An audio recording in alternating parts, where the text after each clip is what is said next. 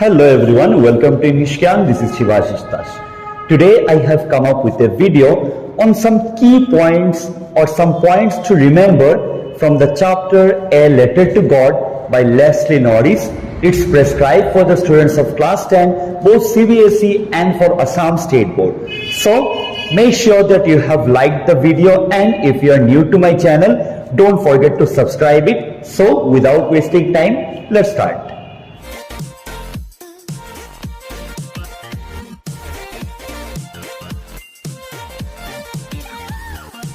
So in this video we shall discuss certain key points of the chapter A Letter to God. ये key points आपको MCQs solve करने के लिए help करेंगे. So let's have a look at these points. So the first point to remember is Lencho was a farmer. Lencho एक farmer था. He cultivated corn. वो अपने खेत में कॉर्न का कल्टीवेशन करता था. कॉर्न जिसको हम भुट्टा बोलते हैं बंगाली में और शायद हिंदी में भी. He used to cultivate corn. His house was the only one in the entire valley. पूरे वैली में पूरा का पूरा जो वैली है उस वैली में there was only one house and that house belonged to Lencho. It sat on the crest of a low hill. यहाँ पे it का मतलब है लेंचो का घर. His house was the only one in the entire valley and it sat on the crest of a low hill.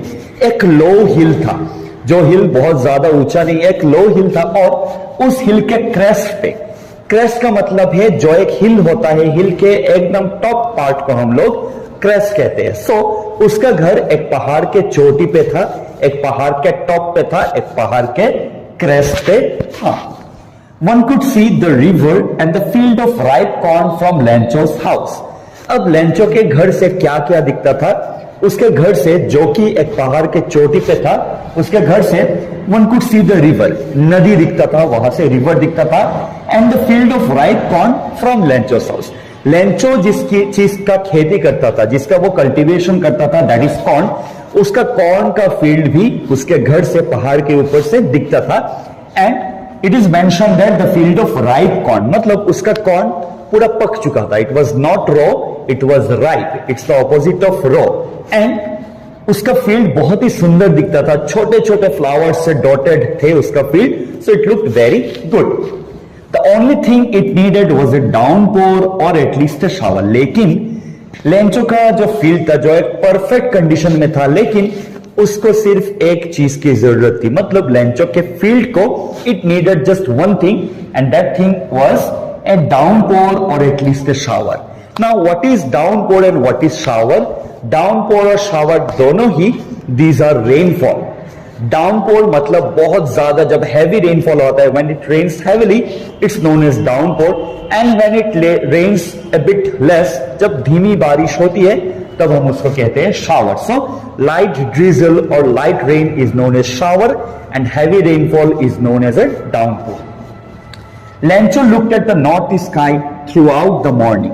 तो पूरे सुबह से लेंचो नॉर्थ ईस्ट डायरेक्शन में देख रहा था, आसमान के तरफ. He was looking towards the sky, and as you have understood, he was looking at the sky hoping for rainfall because his fields needed rainfall. So he was just having a look at the sky towards the northeast and he was expecting a good rainfall. His wife, the woman, chapter में mention किया है woman, कहीं पे भी mention नहीं है Lencho का wife, but we get to know, we can understand that it's Lencho's wife. What she was doing at that point? She was preparing supper. She was preparing their evening meal. She was preparing supper. The older boys were working in the field. And जब वो lady सपर prepare कर रही थी और Lencho जब देख रहा था आसमान की तरफ, at that time the older boys, chapter में ये भी मेंशन है older boys and little boys या फिर स्मॉलर बॉयज. कहीं पे भी मेंशन नहीं है कि ये लेंचो के सन्स थे, लेकिन we get to know later on that हाँ ये लेंचो के सन ही थे. So what they were doing, the older boys were working in the field, वो फील्ड में काम कर रहे थे. And the smaller ones were playing near the house. जो छोटे बच्चे थे वो घर के आसपास खेल रहे थे. Let's have a look at some more key points. It began to rain during their meal. When they were having their meal, जब वो लोग खाना खा रहे थे सभी मिलके, उसी वक्त लेंचो ने जैसे प्रेडिक्ट किया था, it began to rain. Lencho सुबह से आसमान की तरफ देख रहा था. He was looking towards the northeast sky and he was expecting rainfall, and as he had expected, in real it began to rain. सच में बारिश होना स्टार्ट हो गया. Lencho went out to feel the raindrops on his body.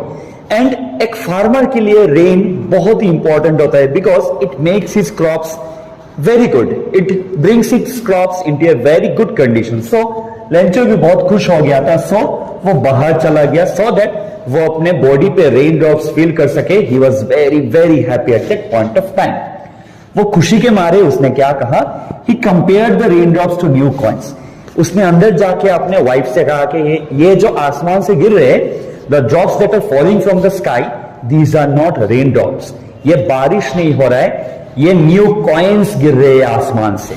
Okay, he said the big drops were like 10 cent pieces and small ones like 5 cents. उसने कहा कि जो बड़े बड़े बारिश के बूंदे गिर रहे हैं वो 10 सेंट पीसेस की तरह है. मतलब लैटिन अमेरिका में सेंट मतलब जो छोटे डिनोमिनेशन होते हैं, जो छोटा अमाउंट होता है उसको सेंट से बोला है. मतलब जो छुट्टे पैसे उनको सेंट्स बोला जाता है. सो उसने कहा कि लेंचो ने कहा कि जो बिग ड्रॉप्स है, जो बारिश के बड़े बड़े बूंदे गिर रहे वो 10 सेंट पीसेस है. मतलब 10 रुपए के, हमारे लैंग्वेज में अगर हम कहें 10 रुपए के कॉइन्स हैं, और जो छोटे बूंदे हैं वो 5 रुपए के कॉइन्स के बराबर है. Means 10 cent and 5 cent pieces. तो लेंचो ने ये एक्चुअली क्यों कहा? उसने कहा because if it rains nicely, if it rains heavily, उसका जो क्रॉप है, क्रॉप को तो बस बारिश की जरूरत है, it needed water, so it will be in a good condition, और अच्छा क्रॉप होगा, अच्छा हार्वेस्ट होगा, और उसको ढेर सारा पैसा मिलेगा. सो लेंचो ने खुशी के मारे, out of joy, he said that these are not raindrops, these are new coins falling from the sky. लेकिन सडनली एक चीज चेंज हो गया. क्या हो गया? The rainfall change to a hailstorm. Rainfall अचानक से हेल स्टॉर्म में कन्वर्ट हो गया.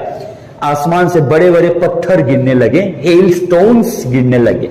सो and it this hail stone और this hail storm is not at all beneficial for the farmers. ये पूरा का पूरा क्रॉप डैमेज कर देता है. So similar thing happened with Lencho also. His sons went out to collect the frozen pearls. Lencho के जो सन्स थे वो लोग खुशी के मारे बाहर चले गए. वो लोग ये फ्रोजन पर्ल्स कलेक्ट करने लग गए. यहाँ पे फ्रोजन पर्ल्स कहा गया है बिकॉज अगर हम हेल स्टोन्स को अच्छे से देखें वो बर्फ के टुकड़ों के जैसा होता है और पूरा व्हाइट होता है. So it's like pearls. So इसी को कहा गया है कि फ्रोजन पर्ल्स. लेंचो के जो सन्स थे वो खुशी के मारे वो बाहर चले गए, फ्रोजन पर्ल्स कलेक्ट करने लगे. लेकिन ये लेंचो के लिए खुशी की बात नहीं थी. It was not a matter of Joy for Lencho because ये जो हेल स्टॉर्म होता है वो उसका पूरा का पूरा फील्ड खराब कर देता है. It rain for an hour. At least 1 घंटे तक it continue to rain. Hailstorm 1 घंटे तक चलता रहा, और जब ये हेल स्टॉर्म खत्म हुआ तब क्या हुआ? The field was white as if covered with salt. Lencho का पूरा फील्ड जो इतना सुंदर था वो पूरा फील्ड, कॉर्न का जो फील्ड है वो पूरा का पूरा व्हाइट हो गया. एंड दिखने में ऐसा लगा, it seemed as if it was covered with salt. Salt से, नमक से किसी ने कवर कर दिया ऐसा लग रहा था. पूरा का पूरा व्हाइट था. Not a leaf remained and the crop was completely destroyed. कोई भी पेड़ पे एक भी पत्ता भी नहीं रहा. सब कुछ डिस्ट्रॉय हो चुका था. And the crop was also damage. Lencho का जो क्रॉप था, जो कॉर्न वो हार्वेस्ट कर रहा था, वो भी पूरा का पूरा डैमेज हो गया. Lencho remarked a plague of locust would have left मोर.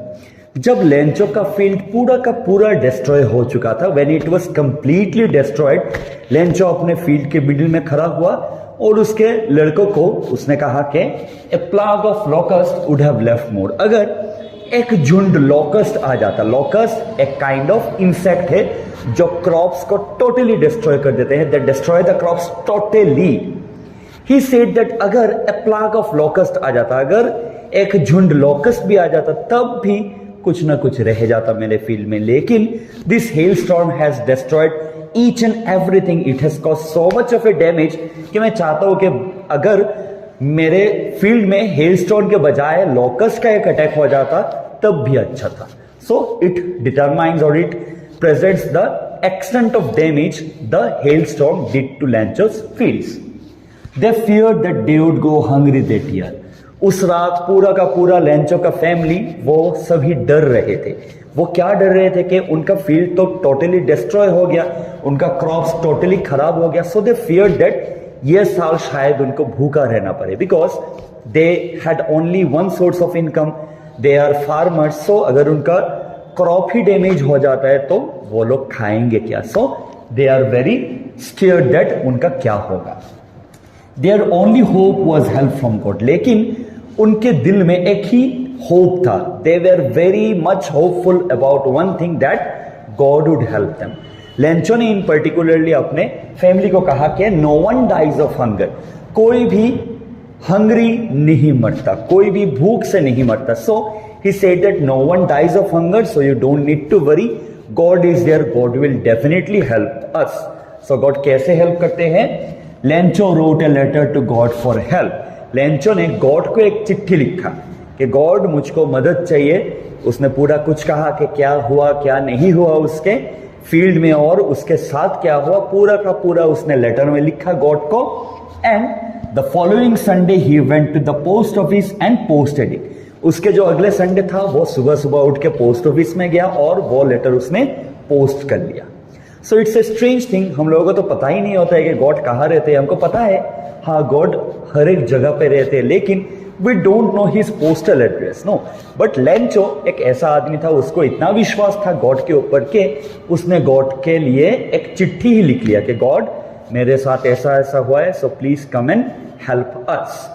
सो हम लोग अभी तक यही देखते हैं कि लेंचो ने किस सिचुएशन में गॉड को एक चिट्ठी लिखा.